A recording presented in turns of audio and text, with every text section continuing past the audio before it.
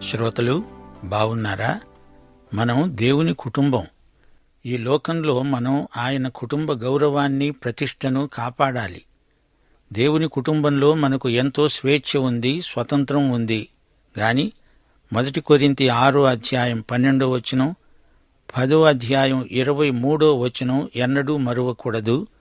అన్నిటియందు నాకు స్వాతంత్ర్యము కలదు గాని అన్నీ చేయదగినవి కావు. అన్నిటియందు నాకు స్వాతంత్ర్యము కలదు గాని నేను దేనిచేతను లోబరుచుకొనబడనొల్లను.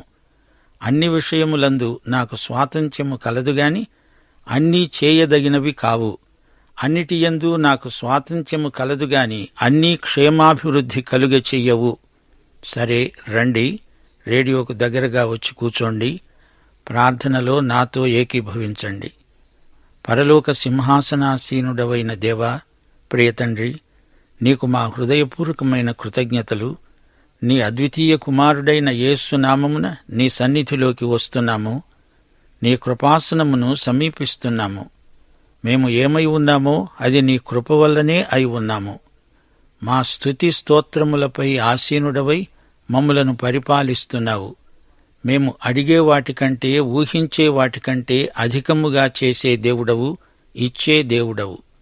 నీకే మహిమా ప్రభావములు యుగయుగాలకు చెల్లునుగాక. మా శ్రోతలు నీ కృపాసనము చెంత చేరి నీ కృపల కోసమై వేడుకుంటున్నారు.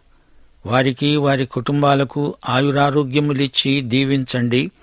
వారి సంతానమును ఆశీర్వదించి వారి భవిష్యత్తును తీర్చిదిద్దండి. యువతను ఆశీర్వదించండి. వయోవృద్ధులను కనికరించండి.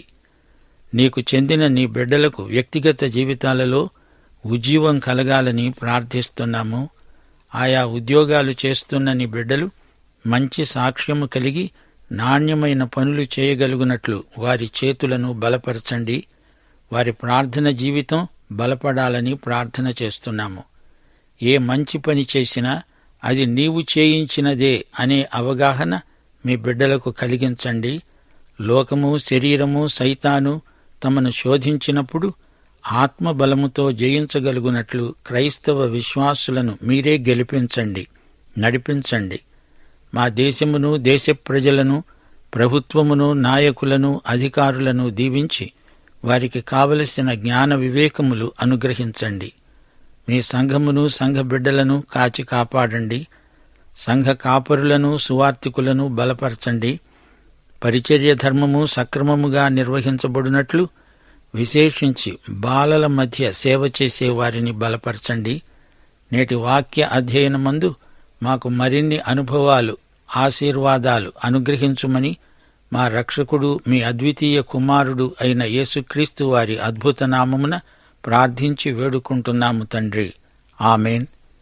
ప్రియ శ్రోతలు, ఈరోజు మన వాక్య పాఠ్య భాగం హెబ్రీ పత్రిక 6:9-15 వరకు సావధానంగా వినండి. గత పాఠంలో రక్షించబడిన వారిని గురించిన కొన్ని నిత్య సత్యాలు నేర్చుకున్నాము. హీబ్రూ విశ్వాసుల ఆధ్యాత్మిక స్థాయి ఎలా ఉందో చూచారు. వారు ఆధ్యాత్మికంగా పసిపిల్లల్లాగే ఉన్నారు. ఎదగకపోవటం వారి తప్పే. ఈ విషయమై వారు మారుమనస్సు పొందాలి, పశ్చాత్తాపం చెందాలి. మారుమనస్సుకు తగిన ఫలాలు ఫలించాలి. వారు యూదుల మధ్య నుండి వచ్చిన విశ్వాసులు. తిరిగి ఆ మతాచారాలలో పడిపోకుండా అప్రమత్తంగా ఉండాలి. క్రీస్తు రాకముందు బలులన్నీ యేసుక్రీస్తుకు ఛాయారూపకమైన సంకేతాలు, గుర్తులు, సూచనలు. అయితే యేసుక్రీస్తు వచ్చిన తరువాత, ఆయన శిలువ మీద చనిపోయిన తరువాత తిరిగి ఆ పాత వ్యవస్థలోకి పడిపోతే అది వారి పట్ల పాపమవుతుంది. యేసు రక్తబలిని నిరర్థకం చేసిన వారవుతున్నారు.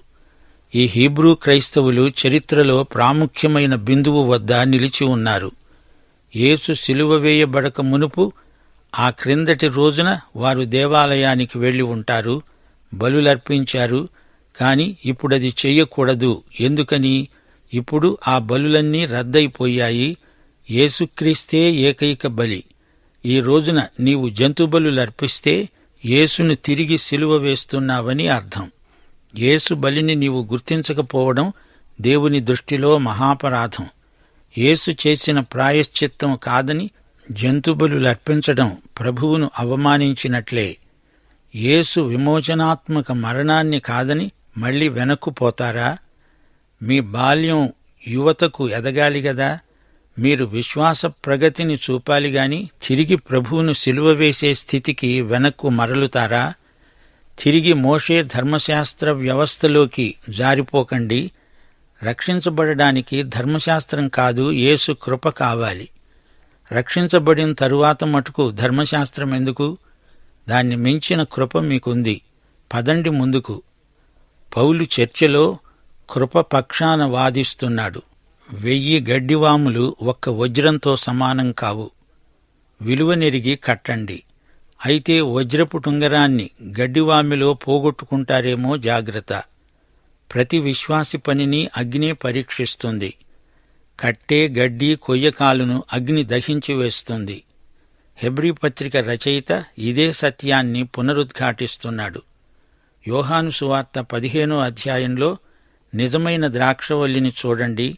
యేసే నిజమైన ద్రాక్షవల్లి. మనము తీగలం. మనం ఫలించాలి. యోహాను సువార్త 15వ అధ్యాయం 7-8 వచనాలు ప్రభు అన్నాడు, నాయందు మీరు, మీ యందు నా మాటలు నిలిచి ఉండిన ఎడల మీకేది ఇష్టమో అడగండి, అది మీకు అనుగ్రహించబడుతుంది. మీరు బహుగా ఫలించటం వలన నా తండ్రి మహిమపరచబడతాడు. ఇందువలన మీరు నా శిష్యులవుతారు. మనము బహుగా ఫలించాలని ఆయన కోరిక. కొమ్మ ఫలించకపోతే ఆయన ఏం చేస్తాడు? ఎవడైనా నాయందు నిలిచి ఉండని ఎడల వాడు తీగవలే బయట పారవేయబడి ఎండిపోతాడు. మనుష్యులు అట్టి వాటిని పోగుచేసి అగ్నిలో పారవేస్తారు. అవి కాలిపోతాయి. ఫలించాల్సిన స్థలం నుండి వాటిని తొలగిస్తాడు. దేవుడు ఈ రోజున ఇదే పని చేస్తున్నాడు. ఎందరో తలాంతులు గల వ్యక్తులున్నారు. వారు ఫలించని తీగలు. వర్షాన్ని మింగేసి గచ్చపొదలు ముండ్ల పొదలు మొలిపించిన జీవితాలవి. తాలు జీవితాలు. నైతికంగా భ్రష్టస్థితిలో ఉన్నవారి సేవ బూడిదతో సమానం. సోదరీ సోదరులారా, వ్యక్తిగత జీవితాలు ఫలించాలి. మన స్వశక్తితో పరిశుద్ధంగా జీవించలేము. క్రీస్తే ద్రాక్షవల్లి. జీవం ద్రాక్షవల్లిలో నుండి కొమ్మలలోకి ప్రవహిస్తుంది. మనం ఫలించామంటే ఆయన వల్లనే. యోహాను సువార్త 15వ అధ్యాయం 4వ వచనంలో ప్రభు అన్నాడు, నాయందు నిలిచి ఉండండి, మీ యందు నేను నిలిచి ఉంటాను. తీగ ద్రాక్షవల్లిలో నిలిచి ఉంటేనే కాని తనంతట తానే ఎలాగు ఫలించదో, అలాగే నాయందు నిలిచి ఉంటేనే కాని మీరు ఫలించరు. హీబ్రూ క్రైస్తవ విశ్వాసులారా, మీరు తిరిగి ఆ పాత వ్యవస్థలో పడిపోయారంటే మీ అవస్థ చెప్పతరం కాదు. మారుమనస్సుకు మిమ్ములను నడిపించడం అసాధ్యమవుతుంది. దేవుని బిడ్డలై ఉండి సైతాను బిడ్డల్లాగా బతికితే తమ ప్రభువును తిరిగి సిలువ వేస్తున్నట్లే. నీవు దేవుని ఆత్మతో నింపబడి పరిశుద్ధ జీవితం జీవించాలి, ఫలించాలి, బహుగా ఫలించాలి. ప్రభువు కోసం, ఆయన మహిమ కోసం బ్రతకాలి. పండని భూమి, ఫలించని ద్రాక్ష కొమ్మ, వాటిని దేవుడు దహిస్తాడు. అది చెత్తవలే దహించబడుతుంది. 1 కొరింథీ 9వ అధ్యాయం 27వ వచనం. ఒకవేళ ఇతరులకు ప్రకటించిన తరువాత నేనే భ్రష్టుడనైపోతానేమో అని నా శరీరాన్ని నలగ్గొట్టి దానిని వశపరుచుకుంటున్నాను అన్నాడు పౌలు. ఇంతకు పౌలు ఏమంటున్నాడు?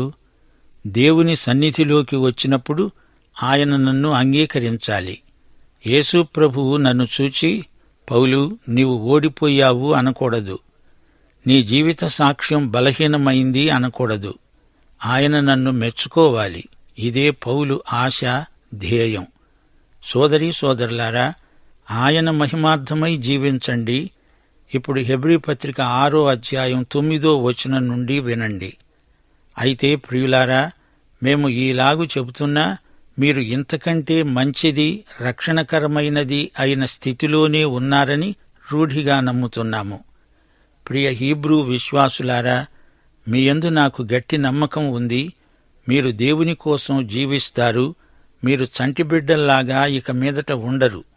మీరు ఆధ్యాత్మికంగా ఎదుగుతారనే నా నమ్మకం. 10వ వచనం.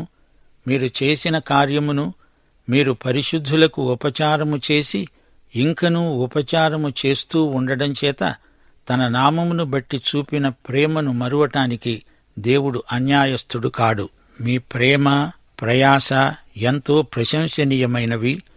రక్షించబడిన వారి ప్రేమ, వారి ప్రయాసము చూచి దేవుడు మెచ్చుకొని బహూకరిస్తాడు.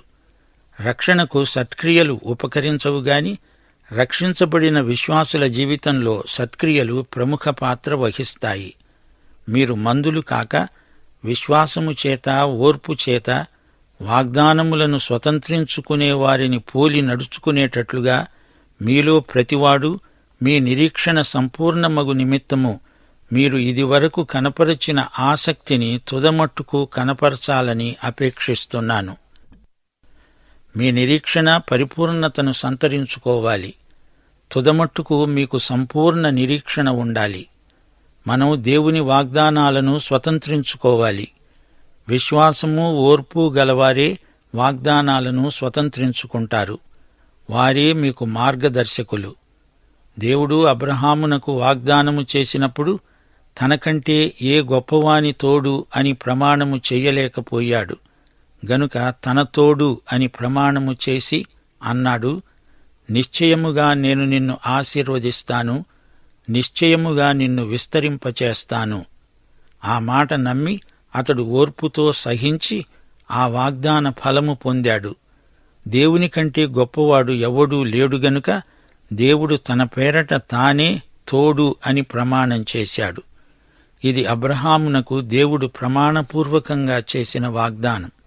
ఆదికాండం 22:15-18 వరకు దేవుడు పరలోకము నుండి అబ్రహామును పిలిచి అన్నాడు, నీకు ఒక్కడే అయి ఉన్న నీ కుమారుణ్ణి ఇవ్వటానికి వెనుదీయక ఈ కార్యము చేసినందున నేను నిన్ను ఆశీర్వదించి ఆకాశ నక్షత్రముల వలె సముద్ర తీరమందు ఇసుక వలె నీ సంతానమును నిశ్చయముగా విస్తరింపచేస్తాను. నీ సంతతివారు తమ శత్రువుల గవిని స్వాధీనపరుచుకుంటారు. నీవు నా మాట విన్నందున భూలోకములోని జనములన్నీ నీ సంతానము వలన ఆశీర్వదించబడతాయి. నా తోడు అని ప్రమాణం చేశాను. హెబ్రీ పత్రిక 11:19 అబ్రహాము శోధించబడి విశ్వాసమును బట్టి ఇస్సాకును బలిగా అర్పించాడు.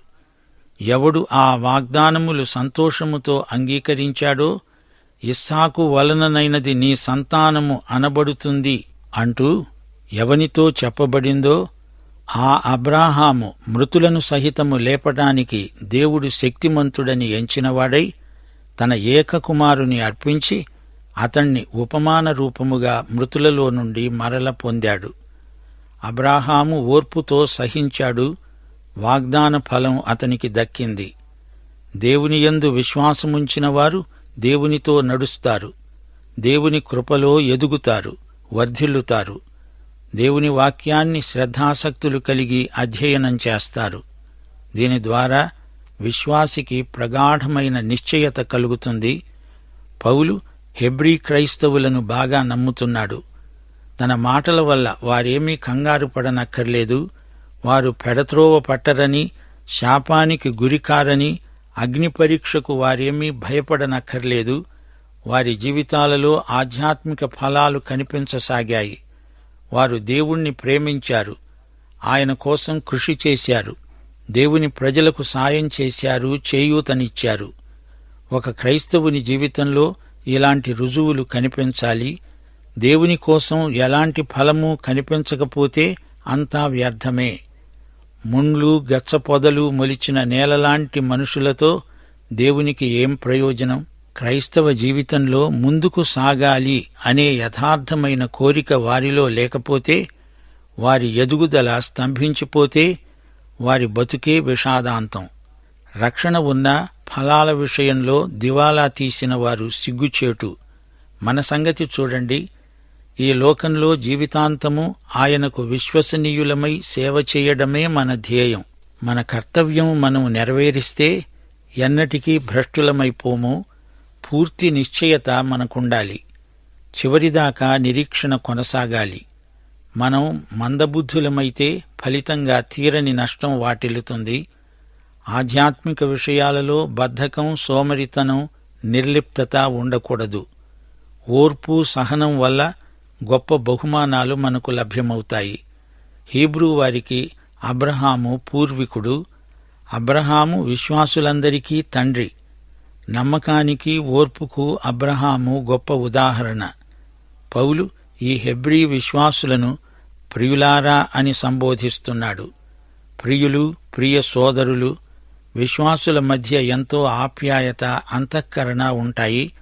విశ్వాసగృహములో మీ పరిచర్య ఎంతో గొప్పది. క్రైస్తవ సోదరీ సోదరులకు ఎంతో సాయం చేశారు. వారి విశ్వాసము, ధైర్యం, దయ యేసు నామమును ఘనపరుస్తున్నాయి. ప్రజల మధ్య ప్రభువుకు ఎంతో మహిమ కలిగింది. క్రైస్తవుల పరోపకార బుద్ధి అందరి గుర్తింపు పొందింది. యోహాను సువార్త 13వ అధ్యాయం 35వ వచనంలో ప్రభు అన్నాడు, మీరు ఒకని ఎడల ఒకరు ప్రేమగలవారైన ఎడల దీనిని బట్టి మీరు నా శిష్యులని అందరూ తెలుసుకుంటారు. మన ప్రభు నలిగిన రెల్లును విరువడు, మకమకలాడే జనపనార ఒత్తిని ఆర్పడు. హీబ్రూ క్రైస్తవులలో ఎన్నో మంచి లక్షణాలు పౌలుకు కనపడుతున్నాయి. దేవుడు మిమ్మలను మరచిపోలేదు. దేవుడు అన్యాయస్థుడు కాడు.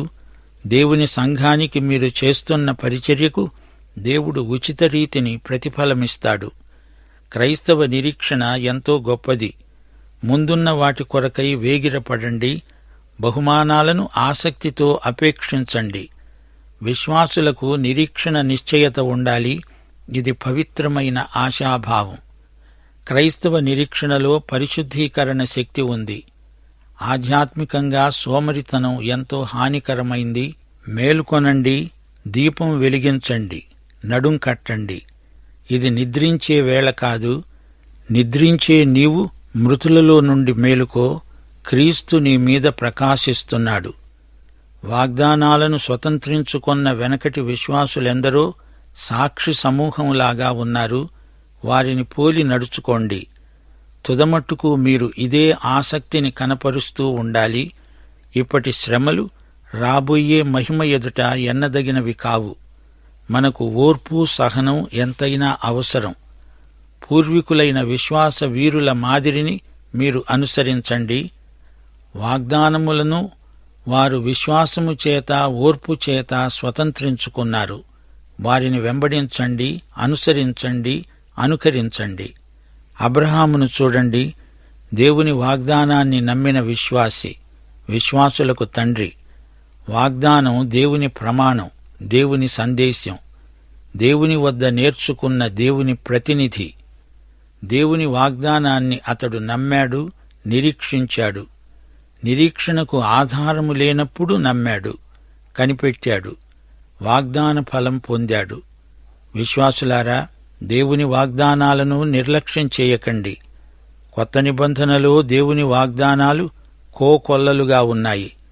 అబ్రహాముకు వాగ్దానం చేసిన దేవుడే క్రీస్తు ద్వారా మనకు ఎన్నో వాగ్దానాలు చేశాడు. వాటిని స్వతంత్రించుకొనండి. అబ్రహామును, మోషేను జ్ఞాపకం చేసుకోండి. వాగ్దానాలను మన పూర్వీకులు నమ్మినంతగా మనం నమ్ముతున్నామా? మునుపు వాగ్దానాలను స్వతంత్రించుకున్న వారి మాదిరి అనుసరించడం మనకెంతో ప్రోత్సాహకరం. అబ్రహాము మన వంటివాడే. మనము అబ్రహాము లాంటి వారిమి కాలేకపోతున్నాము. ఎందుకని? నమ్మి కనిపెట్టుకోగలిగిన వారే వాగ్దాన ఫలం పొందుతారు.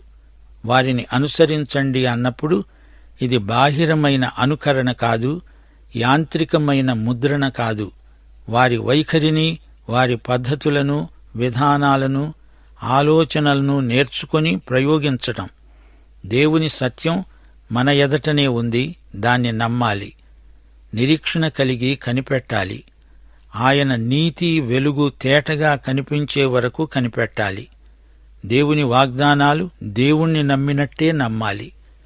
దేవుని ప్రేమను, కృపను గుర్తించాలి. నిరీక్షణ వలన ఉత్సాహం కలుగుతుంది.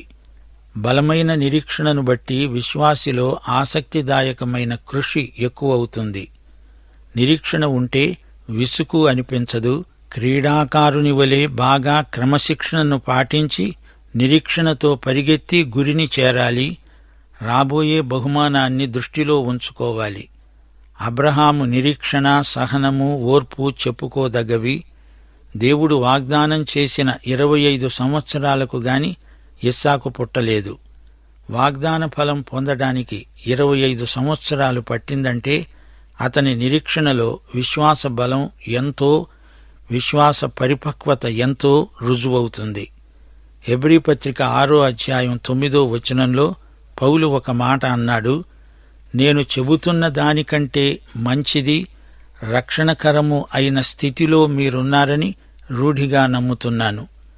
అంటే రక్షణకరమైన సంగతులలో అంతకంతకు వారు అభివృద్ధి చెందాలని రచయిత ఉద్దేశ్యం. మీ రక్షణను భయముతో, వణుకుతో కొనసాగించుకోండి. దేవుడు మిమ్ములను ప్రశంసిస్తాడు, బహూకరిస్తాడు. వీరు పరిపక్వత దిశగా సాగిపోతూ ఉండగా దారిలో ఎన్నో అవాంతరాలు తటస్థిస్తాయి. అయితే పౌలు వారిని అభినందిస్తున్నాడు. వారి సాక్ష్యాన్ని బట్టి పౌలు ఈ మాటలు చెప్పగలుగుతున్నాడు. శోధనల్లో, శ్రమలలో కూడా వారు చేసిన పరిచర్య గణనీయమైనది. రక్షణను కొనసాగించుకోవటమంటే ఇదే, ఫలవంతమైన సత్క్రియలు. వారి హృదయ విశ్వాసములో నుండి సత్క్రియలు పెల్లుబికి వస్తాయి. వారు ఇదే విధంగా తుదమట్టుకు ఆసక్తిని కనపరచాలని పౌలు ఆకాంక్ష. వీరందరూ యుగ సమాప్తిలో వాగ్దాన ఫలం పొందుతారని పౌలు ఆశాభావం. పూర్వీకులైన భక్తుల నిరీక్షణ వీరికి కలగాలి. సోదరీ సోదరులారా, ఆధ్యాత్మిక పరిపూర్ణత, పరిపక్వతను గురించి మనము ఇంతవరకు వింటున్నాము. వ్యక్తిగతంగా మనం ఎదుగుతూ ఉండగా మనం చేసుకునే తీర్మానాలను బట్టి మన పరిపక్వత రుజువవుతుంది. పరిపక్వత వస్తే ఒకరి నుండి నేర్చుకోవటం కాదు, వారికి మనమే నేర్పుతాము. మూలోపదేశాలనే అంటిపెట్టుకుని ఉండకుండా లోతైన వాక్య ధ్యానంలోకి వెళ్ళిపోతాము. మనలను మనం నిందించుకోకుండా సవ్యంగా ఆత్మ పరీక్ష చేసుకుంటాము. సహోదరుల మధ్య సమైక్యతకు కృషి చేస్తాము. విభేదాలకు తావివ్వము. ఆధ్యాత్మిక సవాళ్లను ఎదుర్కొంటాము. కాలక్షేపంతో కాలయాపన చెయ్యము. లోతైన వాక్య పఠనను కోరుతాము. ఆషామాషిగా బైబిలు చదవము. సగం జ్ఞానంతో ఇతరులను బుకాయించము. క్రియాశీలమైన విశ్వాసాన్ని వ్యక్తం చేస్తాము. సందేహాలతో నిర్లిప్తంగా ఉండిపోము. విశ్వసనీయమైన వైఖరిని అలవరుచుకుంటాము. నిర్భయంగా సత్యాన్ని ప్రకటిస్తాం.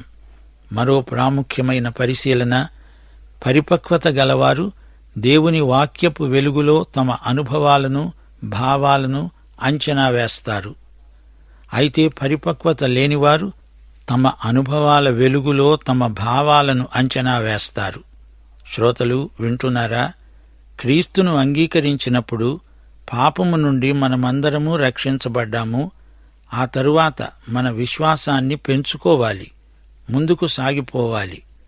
యేసుక్రీస్తుతో వ్యక్తిగతంగా మనకున్న సంబంధ సహవాసాలను బట్టి నిష్కళంకమైన జీవితాలను జీవించగలం. పరిపక్వ ఆధ్యాత్మిక శీలాన్ని పెంపొందించుకోగలం. క్రీస్తు మనకిచ్చింది సంపూర్ణ రక్షణ. ఈ రక్షణ వర్ధమానమైనది. రూపాంతరీకరణ ప్రక్రియలో రక్షణ అభ్యుదయ పథంలో కొనసాగుతుంది. పరిపక్వత క్రమేణా వస్తుంది. ప్రతిరోజు ప్రభువుకు మనల్ని మనం పునఃప్రతిష్ఠ చేసుకుంటూ ఉండాలి. అంకిత భావంతో సేవ చెయ్యాలి. విశ్వాసం పరిపక్వతను పుంజుకున్నప్పుడు మనం కదల్చబడం. దేవునికి విధేయులమై ఆయన మాటను ఎప్పటికప్పుడే అమలుపరుస్తూ ఉంటే పరిపక్వత క్రమేణా మనకు ప్రాప్తిస్తుంది. హెబ్రీ పత్రిక సందేశమిదే. క్రైస్తవం యూదా మత వ్యవస్థ కంటే గొప్పది. ఎందుకనగా క్రైస్తవం మతం కాదు, క్రీస్తు కేంద్రితమైన నూతన జీవిత శైలి. పాఠం ఇంతటితో సమాప్తం. యేసు ప్రభువు వారి కృప, యెహోవా దేవుని ప్రేమ, పరిశుద్ధాత్మ సహవాసము మనకు సదాకాలము తోడై ఉండునుగాక. ఆమేన్.